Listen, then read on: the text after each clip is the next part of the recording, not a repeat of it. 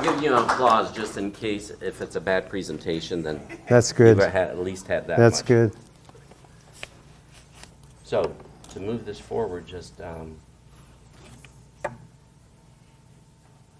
We only have about 4 photos, so oh no, we're you not have going to bore 19 everybody with you photos. have 19 of them. See that forward arrow? Yeah, hit it forward. Okay. Okay, right there you are. You want to explain who these people are before I move it for you? And then to move it, lower left-hand corner, you just Right. tap it The forward. gentleman is T.J. Thomas Jefferson Buckingham.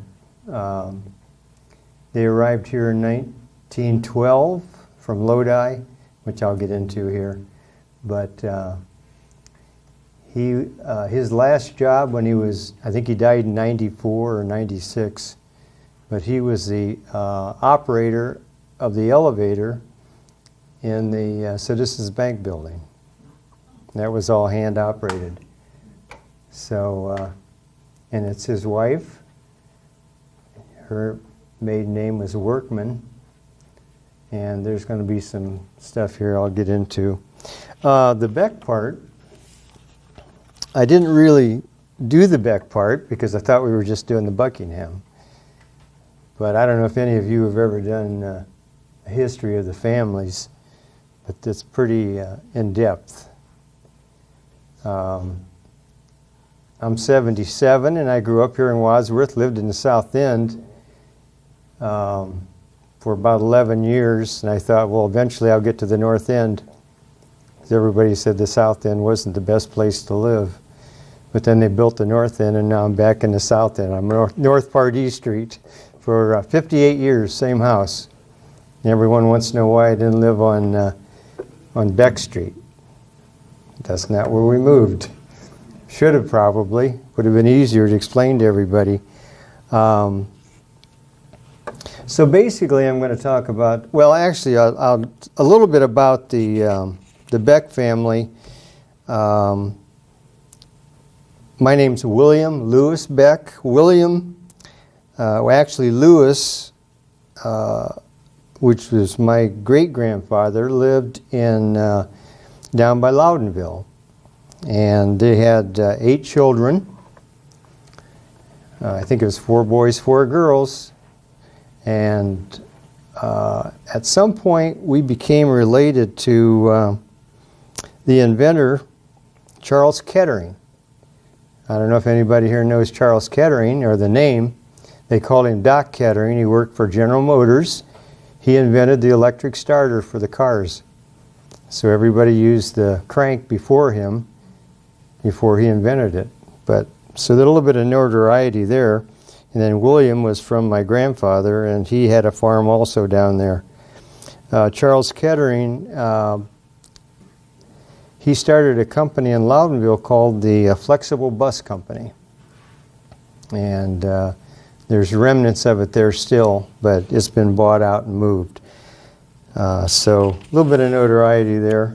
I don't think we ever got any money out of the Kettering, but there was a lot of money in the Kettering organization. Kettering Sloan Institute, and a lot of different things. The family that originated for us came from Wales, and that dates back quite a few years. I don't know if anybody knows about Wales, but Wales is a part of England. And it was independent for a while until England decided they didn't like it that way. So in the 16th century, they went in and took it over. And there's about 3.2 million people live in Wales. And the language is Welsh and English. 3.2 million people, which isn't very many. There's no actual direct airlines that fly into there out of the United States. You have to go into England and then transfer over. They do have 17 trains a day that travel back and forth to Wales from England, from London. So that's where everything started.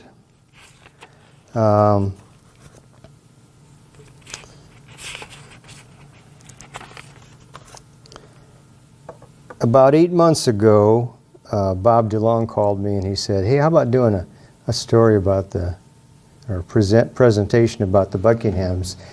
And I said, are you serious? I said, the Buckinghams were pretty prominent in Wadsworth, I would say in the 30s, 40s, and 50s and 60s. There were 4 boys, 4 girls.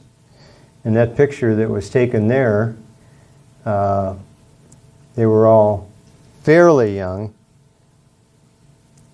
But the actual family started back about 1653. And there was a fire in a church, or wherever they kept all the records. So we're sure that it goes a lot further back than the 16th century. But in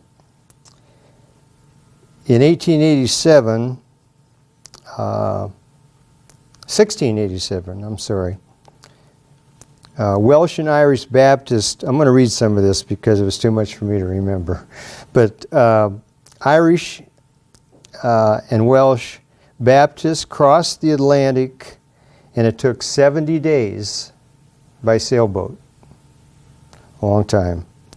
And they settled in Lower Dublin, Pennsylvania, and the group organized one of the earliest Baptist churches in the East. There were a couple of the members that did that. William Buckingham, 1635 to 1734, 99 years. The family seems to have a long lifespan. William Buckingham was a Quaker, and he turned Baptist when he got into the United States. But as time went on, in 1700 they had problems in the church, weren't getting along. So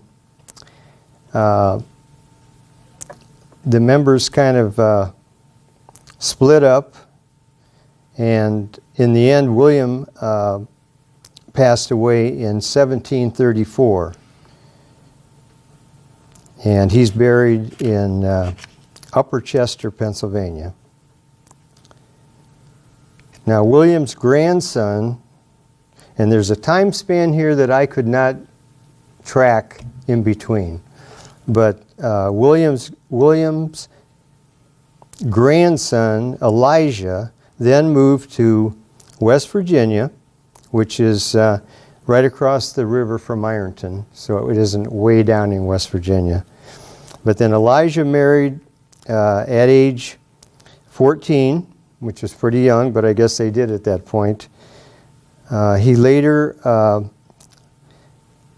did very well in a business, and in fact, he did own slaves at that point.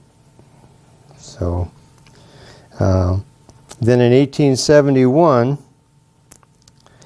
my grandfather, who is here, was born. Thomas Jefferson Buckingham, better known as TJ.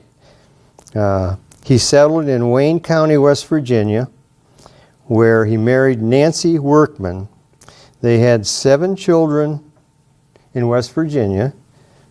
Then around 1912, the family moved to Lodi. Now, from what I understand, they ended up moving to Wadsworth because you all know that the Wadsworth companies were here in Wadsworth and there were jobs. Whereas Lodi, not much going on. I guess they did farming out there. So 1912 they moved to Wadsworth. They had one more child in 1913. And that child was born in 1914.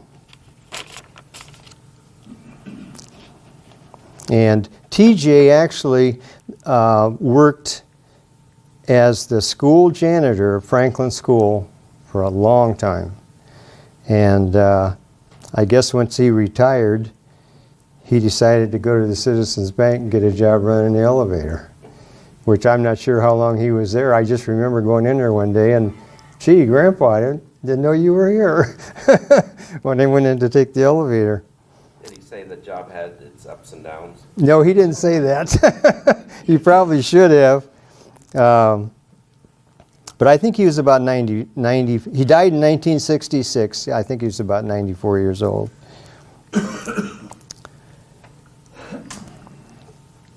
He and his wife were both buried at Woodland Cemetery. And, of course, they had 8 children. I'm going to go through these. I'm going to step over there for a minute. I'll talk loud enough you can hear me. Which one is your grandpa in the picture? All right. I did bring a pointer. This is my grandfather, TJ. And your dad? And his wife, of course, Nancy. Then this is Joe. Joe was, he was a sea captain in a merchant marine his whole entire life till he came back here. They had 4 children. Let's see, Ralph is over here. And Ralph worked, he was born in 1897. Joe was born in 1894. Ralph had 2 children, worked at the Ohio Injector all of his life and retired from there. So like I said, you know, the Ohio companies made it a good place to be. Leo is right here. And Leo was born in 1900. He worked at the Ohio Injector and they had 4 kids. Okay, then we go to Ruth. Ruth is back here. She was born in 1902, and she was a homemaker, and she had 4 kids. Pearl would be right here, and Pearl was also a homemaker, and they had 3 children. She was born in 1904. 1907, Claude was born, right here, and he worked at the Ohio Injector. Seemed like everybody worked at the Injector. I know some people worked at the Match, and they had 4 children. In 1909 was Jeanette, which is right here. That's my mother. And she had 4 children. She worked at the Ohio Injector for a while. She also worked at a bakery called Cool's Bakery. Cool's Bakery. Yeah, there were about 2 bakeries here in town at the time. And she also worked for a while at a place called Vincent's. And you would know it today as Water Main Restaurant or Cafe. Now, yes, the old Kreitz. That was built, I'm going to say 1920 maybe. And it was Vincent's. It was a drugstore. We'll call it a drugstore, but they had a soda fountain. And after that, Bob Fail, who was from town here, he bought it. And then Kreitz, I think, after Bob Fail, maybe. It was Birkbeck's. You know, Birkbeck's? the Razor, she worked there for years. Really? Well, my mom worked there for a while, too. Yeah, and there's a question of whether or not that building was like a fire department, but I think we determined it was a garage at one time. Well, it does say Vincent's in the cornerstone above. Yeah. What- But if you look at the archways on the outside and inside, Really? it looks like you could pull cars in it. And Dr. Carino indicated that cars were worked on in that, although I have no documentation. Yeah. I know. They had gas pumps too. Yeah, they did have. Did they really? pumps out front. I know when I was growing up in the South End, and some other people that are here, it was Vincent's. Wow, so that's the original that's engraved with that limestone on the top? Yes, it says Vincent. I can't remember the date on it.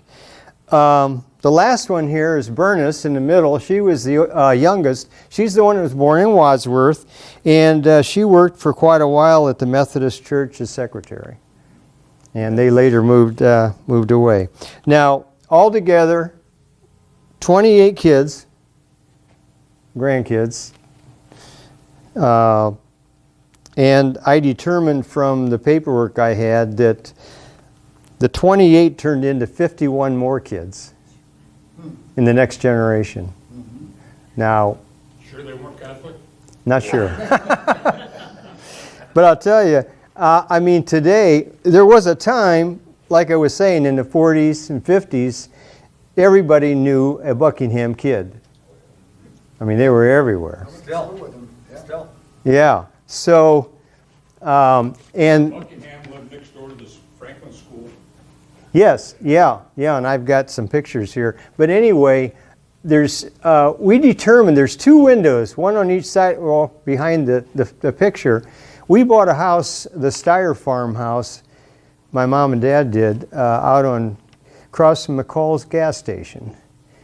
And later on, we determined that that picture was taken in that house. And I mean, many, many years before that, which is kind of crazy. We never realized it, until we started looking at that picture.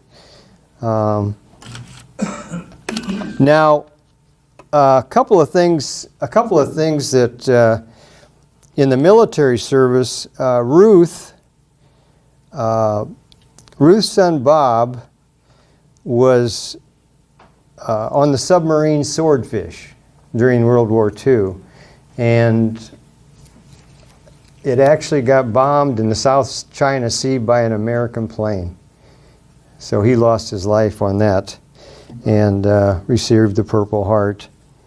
It took him a while to determine that that's what actually happened. Her son, Glenn, was badly injured. He was the first wave on the D-Day invasion. And it's a funny story. He told me one day, he said, Bill, he said, I went to one of the reunions that they always have once a year, and they were out in Las Vegas, I think. And he said, Bill, when I went off that boat, that's where the front end flips down. He jumped out with 60-pound pack on his back, and he only weighed 100. And he said he went right to the bottom. And they were in deeper water because of the rough waves. So as it turned out, this guy grabbed him, pulled him up, or he would have drowned, and got him to shore. So 40 years later, they were at a reunion, and he was telling this story to a guy, and this guy come up, tapped him on the shoulder, and he said, Mr. Fixler, that was me that pulled you out. He couldn't believe, that guy was there that did that. He didn't know who it was. When the guy pulled him out of the water, he probably was about half drowned. Pearl's son, Jack Lilly, he was one of the first infantry people to go into Korea. And he was killed like the second day he was there. In fact, his name is out here on the boy with the boot. His name is on one of the plaques. And we just received word 3 months ago that they found his skeletal remains. And it was almost totally intact. So I guess within the next 30 days, we're going to have a meeting and they're going to show us what they found. So, but they went 60 years without knowing what really happened. Yeah, now there was a guy that was with him at the time that said that they saw him get shot, but during a war, you don't know what's going on. So anyway, those are now of course, Joe, he was in the Merchant Marine, and he was kind of involved in that. Hey, I popped up that marriage Good. license. Yeah, this is the marriage license, of course, from when they first got married, October 12th, 1890. These aren't really old times compared to Europe, these are not that far. Let's see if I can get into that picture here. Don't mess it up. I know. Yeah, wait a minute. Okay. He said just touch it. It didn't work. Yeah, you touched it. It just didn't work. High school principals. There you Yeah. go. Okay, these are the 3 girls. How many? The 4 girls. These are the 4 girls that were taken in a professional photography studio and I don't know what year it was, but they were lined up in age, oldest to the left and youngest to the right. So then at a reunion we had, this is like 40 years later. They lined up the same way. It didn't change. Which one's your mom? Yeah. Bill? My mother would be the second one from the right.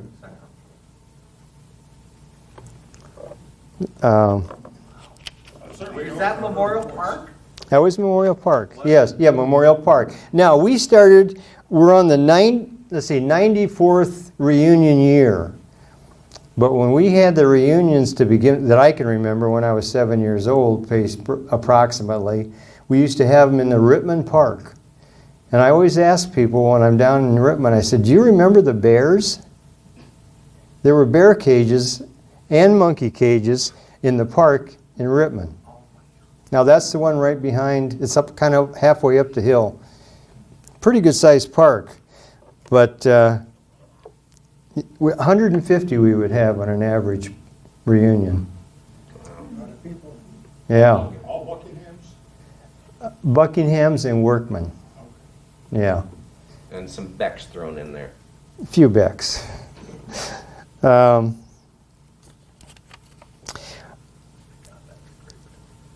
Let's see if I get it. The house was, let me get that over. Hit enter. Oh, the enter. Yeah, that might be easier. There.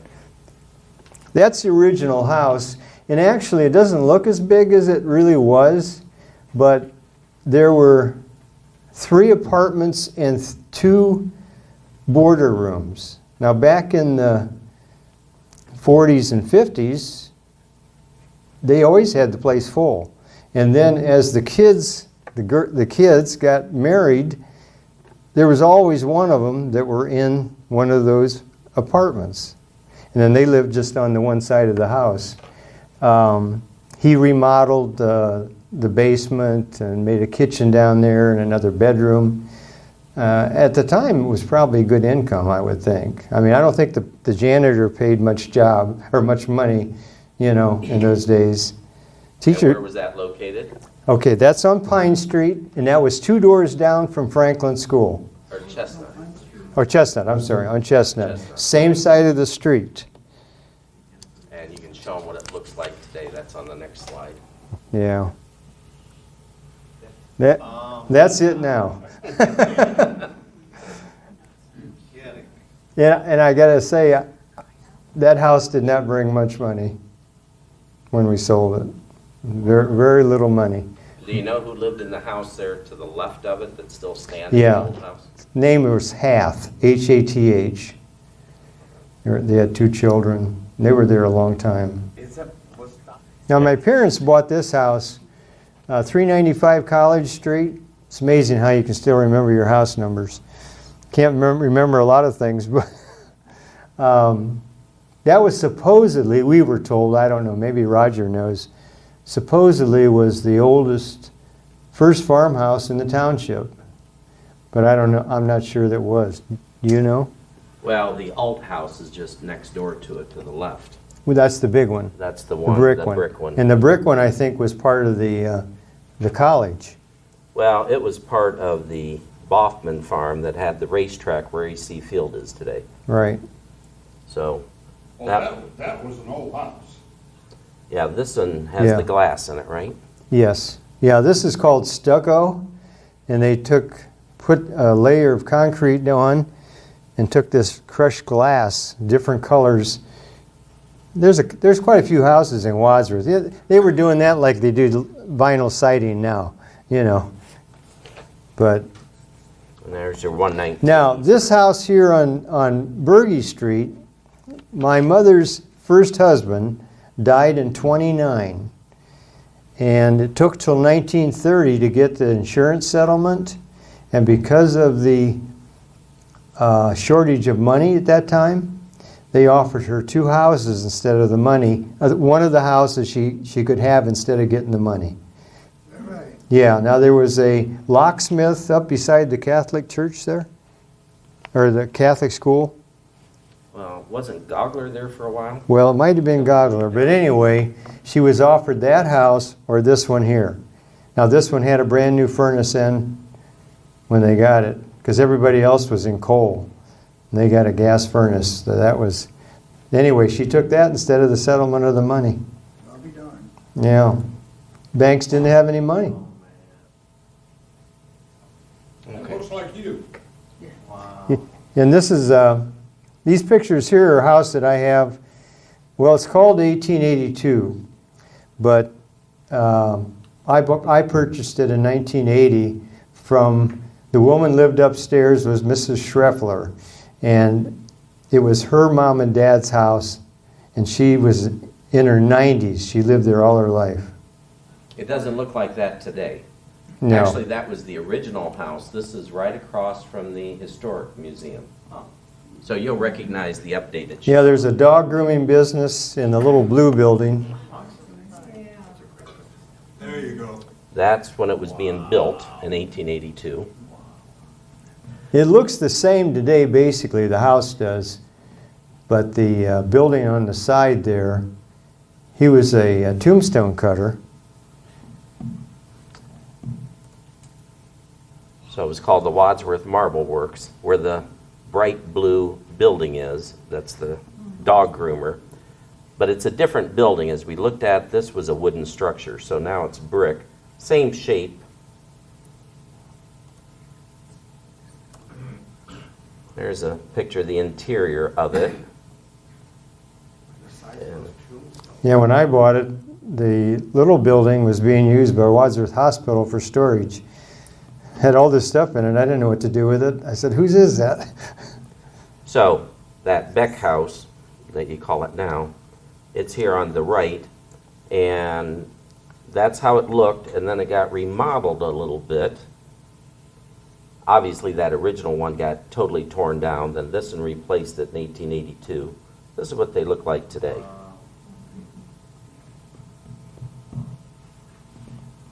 Is that a residence on the right still? Or a multi? Yeah, that's up and down, apartment up, apartment down. Now, there's one door, if I unlock it, it has been a single family too. It can go either way. But, Like most of the old houses along High and College, they were split into apartments. I think what happened was when the daughter needed a place to live, they closed off the stairway, they built a new stairway in from the side, and then double furnace, double everything. She lived upstairs for a long time. When I bought the house in 1980, she was paying $50 a month. I doubled it, and I got calls from her family saying I did a bad thing. You slum landlord. So there's a comparison of the old and the new. Yeah, they're very similar. Notice how they put that sloping for the front door, an attachment. Are they two separate houses or just remodeled? Well, it's the one house on the right. On the left, it just shows that marble works. But this almost appears to be the same Yeah, they had, as the other one. I mean, the roof pitch and everything seems to be the same. that's what I was looking at. The one on the right appears just to be remodeled. Exactly. And when I bought the property, they said it was 1882, but Yeah. yet you were doing some research. And Well, if you look at it closely, on the left, that was a wooden structure. You're talking about this building here. Yeah. Yeah, the blue small building. building. The small- And the first one didn't have the cupola on the top either. Now, when I bought the place, it was open like a balcony with railings around it. So when I redid it, I put it back together the way it was. I mean, I left it the way it was. Of course, when I got new tenants in, they floored it over, they changed everything. And did you say you found a remnant of a tombstone there? Oh, there's a couple of them there. They're in between the two? Or There's the one back in of the- between, and there's one in between, and there's one that sits right here now, And it was clear at the back of the property, and I don't know how they moved it, because it's like huge. Thing's got to weigh 2,000 pounds. Engraved or not engraved? Not engraved. A base or an actual stone? Well, I think it was one they were going to do. Think there's anybody buried in between? Well, who knows? I don't want to know. We have that partial tombstone that's leaned up against the back of the museum. It came from the Hunsberger house, which is just next door. But I suspect, you know, if they made mistakes on tombstones, they couldn't get an eraser out and erase their engraving. So a lot of times they just cut them or split them and sold them for people for stepping stones or something for their yards. So new people freak out if they're out there, they pop those stones over and they see that they're tombstones and they think somebody's buried there. But I think if you look at this house here, everything is similar. Yeah. I mean, there really doesn't look like much difference. Yeah, you didn't put the gingerbread back up. I didn't do it. No, but you painted it once, I know you painted it once. 5 times. Yeah. And forgive me, it's 1860 on the left? 1882. 1882. Yeah. But look at the difference between this one and this one, the pitch of the roof, everything. And what I was told when I bought it, that they actually made the stones on the property. No, it's at nice that they time. kind of retain the size of it. So I'm thinking it was probably, I don't The know. marble works would have gone back in, you know, a lot earlier than that. And again, it was probably all those original houses except for like the Schaefer house. You know, they were made of wood. All of downtown, all the buildings used to be made of wood. But then they tore them down after a while, especially when they saw what happened in downtown Medina, when you had all those wooden structures downtown and one of them set alight and it burned up the entire town. That happened twice in Medina. That's why their downtown looks so similar, or it's all coordinated because it was all rebuilt at the same time. So Wadsworth eventually just started changing out all their wooden. But the windows seem to be in the same position. There's 3 Yeah, here, It has the same pattern. 3 there, 3 upstairs. And actually, slate roof. the gingerbread over top of it was still here. It's still there today. You painted it, you know it. You better believe it. I know every inch of that house. You still own it? Oh yeah. I've had it 40 years. Yeah? Wonderful. Yeah, I'm When not selling they it. resurrected the museum and had to go through and repaint it for the first time, 22 layers of paint they had to scrape off that house. I wouldn't be surprised. I've had opportunities to sell it 2 times. And the 2 times, Tom Fixler and I were together on selling both of them. And then the bank that was in the Citizens Bank building, they wanted to buy Tom Fixler's and mine and the car wash. So Tom asked me how much I wanted. He was an appraiser, and he said, "How much do you think we ought to get for him?" So I told him what I wanted, and he said, "Okay, that's okay." But then the car wash didn't want to sell, so we didn't sell them. And then about 10 years ago, Ritzman Pharmacy wanted my house and Tom's, because Tom's house, which sits right over here, has a right-of-way that goes over to Pardee Street.